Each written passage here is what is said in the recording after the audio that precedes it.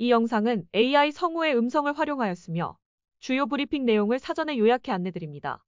오늘 15일 오후 제1차 핵심 규제 합리화 전략회의에 관련된 내용을 강유정 대통령실 대변인이 브리핑합니다.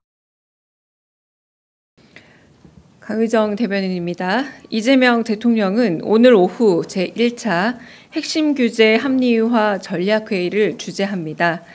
핵심 규제 합리화 전략회의는 새 정부 출범 후 신설된 민관합동 회의 플랫폼입니다. 그동안 산업이나 민생 현장에서는 오랫동안 해결이 절실했지만 첨예한 갈등이나 이견이 복잡하게 얽힌 규제가 많았습니다. 핵심 규제 합리화 전략회의는 신산업의 발목을 잡는 거미줄 규제를 과감하게 해소하기 위해 신설됐습니다. 오늘 1차 회의를 시작으로 생생한 현장의 목소리를 바탕으로 학계와 전문가, 관계 부처들이 힘을 모아 합리적인 해결 방안을 모색하겠습니다. 첫 회의인 오늘은 청년 세대 일자리와 우리 경제의 미래를 책임질 데이터와 자율주행, 로봇 등 신산업의 성장을 가로막는 핵심 규제에 대해 논의합니다. 스타트업을 비롯한 기업 대표와 학계 전문가, 기획재정부 장관 등 관계부처 장차관 60여 명이 참석합니다. 주요 의제 소개합니다. 먼저 AI 3대 강국을 위한 데이터 활용 규제 합리화 전략입니다. AI 학습을 위한 저작권 데이터를 기업들이 걱정 없이 활용할 수 있게 공공 데이터를 더 쉽게, 더 많이 개방하는 방안이 모색됩니다. 또한 미래 산업 엔진인 자율주행, 로봇 산업 규제 합리화에 대한 논의도 이루어집니다. 자율주행 시범 운행을 위한 실증 지역을 대폭 확대하고 산업 현장에서 로봇 도입을 확대하기 위해 불필요한 규제를 일괄 정비할 예정입니다. 또한 경제 혁신을 위해 기업 성장을 촉진시키고 경제 형벌을 합리화하는 방안에도 머리를 맞대게 됩니다. 불필요한 규제가 허들이 되어서는 안 된다는 각오로 신산업의 발목을 잡는 거미줄 규제를 대통령이 직접 나서 확 걷어내겠다는 의지입니다. 오늘 회의는 KTV 국민방송을 통해 생중계됩니다. 이상입니다. 네, 혹시 질문 있으면 현안 관련도 받고 가겠습니다. 네, 질문 있으실까요? 네. 네, MBC 김재경 기자입니다. 지난 주말도 그렇고 전국 법원장 회의 결과도 그렇고 조희대 대법원장의 법원의 날 기념식 발언도 그렇고요. 사실상 지금 대법관 증원이나 내란특별 재판부 설치를 사실상 반박했는데 그게 지난 취임 100일 기자회견에서 국민의 주권을 위임받은 선출 권력의 견제를 사법부도 받아야 한다는 취지로 대통령이 발언을 했잖아요. 그 발언과 상충되는 면이 있는데 이에 대한 대통령실의 입장이 있다면 궁금합니다. 일단은 100일 기자회견 때 대통령께서 하신 말씀을 제가 조금 더 부연을 하자면 국민이 주인, 국민이 주권을 가진 민주공화국입니다. 그렇다면 입법부, 행정부, 사법부의 상권 분립도 있지만 이 상호 견제와 균형에 있어서 가장 무엇보다 주권 재민이라는 측면에서 헌법의 근본 정신은 이를테면 입법부가 가지고 있는 충분한 논의에 대한 존중이 있어야 합니다. 입법부는 특히 선출 권력으로만 이루어진 그런 상권 분립 중에 한 권력기관이기 때문인데요.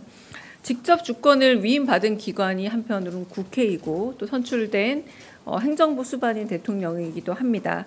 그래서 국민 주권 의지를 좀 강하게 보여준다라고 할 수 있겠고 당연히 상권 분립이라는 것은 전제하고 있지만 그럼에도 불구하고 간접적인 임명권을 통해서 임명된 그 권한은 입법부의 논의를 충분히 지켜봐야 될 필요가 있다. 입법부가 가지고 있는 자정 능력과 내부적인 협의 능력에 대해서 의심부터 한다기보다 그걸 찬찬히 지켜보고 그 논의 과정에 대해서 수기할 필요가 있다라는 입장을 좀 말씀드리고요. 무엇보다 이제 내란 사태의 신속한 종속을 위해서 만약에 법률을 제정한다라거나 내지는 이외의 기구가 필요하다라고 할지언정 그건 역시도 아까 말씀드린 것처럼 국회가 숙고와 논의를 거쳐서 갈 부분이고 한편으로는 정부 역시 그 최종적인 결정에 대해서 존중을 할 수밖에 없다라는 부분을 다시 말씀을 좀 드립니다. 네. 네, 저 TV조선 최민식입니다. 네. 어제 법사위원장께서 대법원장에 대한 공개 사퇴를 요구했는데 대통령실의 입장도 마찬가지인지 좀 궁금합니다. 네, 아직 저희가 특별한 입장이 있는 것은 아니지만 다시 한번 말씀을 드리자면 국회가 어떤 숙고와 논의를 통해서 헌법 정신과 국민의 뜻을 반영하고자 한다면 가장 우선시되는 그런 국민의 선출 권력이라고 할 수 있겠고요. 그리고 그 부분에 대해서 그런 시대적인 국민적인 요구가 있다라면 한편으로는 임명된 권한으로서는 좀 그 요구에 대한 개연성과 그 이유에 대해서 좀 돌이켜봐야 될 필요가 있지 않나라는 점에서는 아주 원칙적으로 공감하고 있습니다. 네.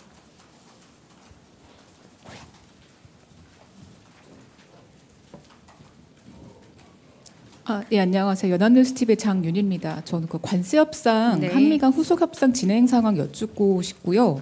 미국이 우리 정부가 제안한 통화 사업 후에 부정적 의사 밝혔다는데 이 상황도 좀 진전 상황 있는지 좀 확인 부탁드립니다. 관세 협상과 관련해서는 어제 제가 말씀드린 내용과 크게 달라질 대답의 부분은 없습니다. 말씀드린 것처럼 양국 간 협상은 여전히 진행 중이고 대한민국의 입장은 대한국민과 대한민국의 그 이익이 가장 국익이 우선시 되는 방향에서 다양한 부분을 열어놓고 협상에 임하고 있습니다. 그리고 한편 100일 기자회견 때 대통령께서 말씀하신 것처럼 우리 국익에 훼손이 되지 않는 방안으로 그리고 무엇보다 그걸 최우선으로 두고 그러나 무리한 요구가 있다면 국익의 보존을 목표로 협상에 나가겠다. 이 원칙은 하나도 달라진 게 없고요. 그리고 외환시장 영향이란 부분도 우리로선 고려할 수밖에 없기 때문에 충분히 그 사안도 고민하면서 협상에 임하고 있다라고 말씀을 드리겠습니다. 네. 네.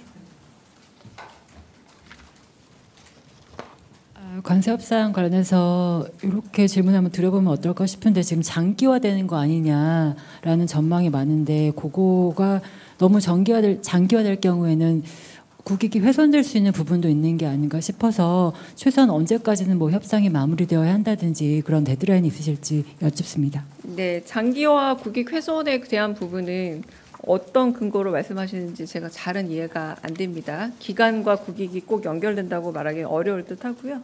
저희 정부가 출범한 지 100일째고 100일 조금 지났고 100일 조금 지난 관세 협상 기간이 있었다고도 할 수 있을 텐데 이건 다른 정부가 훨씬 더 이전부터 관세 협상을 시작한 것으로 보면 일단 장기화라고 말씀하기는 좀 어려울 것 같고 장기화 역시도 일종의 근거를 좀 만들어서 말씀해 주시면 좋겠고 무엇보다 결론적으로 최종적인 합의 시점에 이르렀을 때 어떤 부분이 방금 말씀드린 외환 보유의 입장이라던가 내지는 우리 국익의 입장이라던가 우리 기업의 어떤 보호 측면이라던가 다양한 우리 국민의 이익의 측면에서 훨씬 더 0점을 맞춰서 최대한이 되는 시점으로 볼 때 시간 역시도 그 계산 안에 범위에 들어간다라고 말씀을 드리겠습니다. 네. 네, 먼저 듣고 그 다음에 홍윤희 기자로 넘어갈게요. 네, 미디어팬의 김소정입니다. 네. 그 트럼프 대통령이 SNS에 한국 기업 언제든지 트레이닝하러 와라 이런 메시지를 남겼는데 여기에 대한 대통령실 입장이 있을까요? 네, 특별한 입장은 없습니다. 네. 네, 안녕하세요. YTN 홍민기입니다. 일부 전문가들은 관세 협상에 아예 백지화나 아니면 차라리 미국에 투자를 하지 않는 대신에 우리 기업을 지원하는 게 어떻겠냐 이런 주장도 나오고 있는데 이런 것도 혹시 염두에 두고 계신지요? 염두에 둔다라고 말씀드리면 일단 제가 드릴 수 있는 대답은 협상이 진행 중이고 정부가 국익을 최우선으로 두고 협상에 임하고 있다라고 했을 때 방금 말씀하신 부분은 전제가 되어야 될 듯합니다. 만약에 국익이 좀 더 보존되는 측면이 있다면이라고 해서 다양한 방안을 고민하고 있는 것으로 알고 있지만 말씀하신 것처럼 구체적으로 어떤 한 방안을 두고 무게를 실어두고 협상이 진행되고 있는 것은 아닌 상황이기 때문에 다양한 시간까지도 아까 말씀드렸다시피 협상 조건에 넣어서 지금 가장 최적의 지점을 찾아가고 있다라고 말씀드릴 수 있겠습니다. 네. 네. 안녕하십니까. 데일리 한국 박준영입니다. 저도 그 트럼프 대통령 SNS 관련해서 여쭤볼 게 있는데요. 이게 최근 우리 국민들에게 벌어진 사태를 의식한 것 같다라는 해석이 나오는데 그 조지아 구금 사태 관련해서 미국 측에 추가 사과가 있었는지 궁금합니다. 추가 사과라는 부분은 정확하게 확인되고 있지 않지만 발생 초기부터 우리 정부는 미국 측에 좀 강한 유감을 표명을 했고요. 그리고 법 집행 과정에서 우리 국민의 권익이나 인권 문제에 있어서 부당하게 침해돼서는 안 된다라고 공식적으로 요청을 한 바가 있었습니다. 그래서 최우선 요구도 그래서 단시일 내에 구금 상태에서 벗어나는 것과 안전한 귀국 등의 문제들 그리고 고통의 경감 문제들을 요구사항으로 저희가 계속 제시를 해왔고요. 그래서 이걸 수용하고 개선한 부분은 분명히 있습니다. 그런데 그 부분에 있어서 우리는 조금 더 이제 지금 보도에 나오고 있는 것처럼 국민의 인권이나 혹은 불편사항 등이 없었는지에 대해서 조금 더 살펴볼 예정이고요. 해당 기업과 함께 이런 인권 침해 여부 등과 관련해서 조금 더 면밀히 알아보고 있는 중으로 알고 있습니다. 네. 네, 수고 많으십니다. 고발뉴스 이상호 기자라고 합니다. 네. 지난 취임 100일 기자회견에서 대통령께서 우회적으로 이렇게 문화적 차이가 있는 것 같다 양국 간에 라면서 이제 국내에 근무하고 계신 원어민 교사들 이야기를 지나가는 어투로 말씀을 하시긴 했는데 사실 문화적 차이라고는 하지만 동맹 체제 하에서 상호주의에 입각해서 믿어왔던 그 문화적 차이에 대한 상호 존중이라는 것들이 무너진 상태이기 때문에 상당히 충격적으로 다가오고 있는 현실에서 이분들이 현금으로 대부분 받으면서 벤츠까지 굴리는 분들도 많이 있다라고 하는 것들이 통설인데 만약에 그렇다면은 최소한 실태조사 정도는 이번 기회에 해야 되는 것이 아닌가, 최소한 알고는 있어야 되는 것이 아닌가, 문화적 차이라고 인정하더라도 그런 생각을 하는 분들이 제법 있는 것 같은데 어떻게 생각하시는지요? 네, 일단은 대통령께서 말씀하신 문화적 차이에 대한 부분이 최근에 뭐 온라인 여론이라던가 많은 부분에서 감지되고 있는 것은 사실이고 이에 대해서 대통령실도 그 부분이 감지되고 있고 어떤 부분에서 좀 약간 여론이 커지고 있다라는 부분을 충분히 인지하고 있습니다. 그 이후에 말씀하신 뭐 여러 대책이라던가 혹은 그런 부분에 대해서 아직 논의되고 있지는 않지만 예의주시하고 있다라고 말씀을 드리겠습니다. 네. 아까 또 누가 손 드셨던 것 같은데 질문 다 끝났을까요? 여기 네. 한재준 기자 손 들었었죠? 네. 네, 대변인님 뉴스원의 한재준 기자입니다. 그 구금 국민들 관련해서 인권 침해 사안 같은 게 이제 보도를 통해서 많이 나오고 있는데요.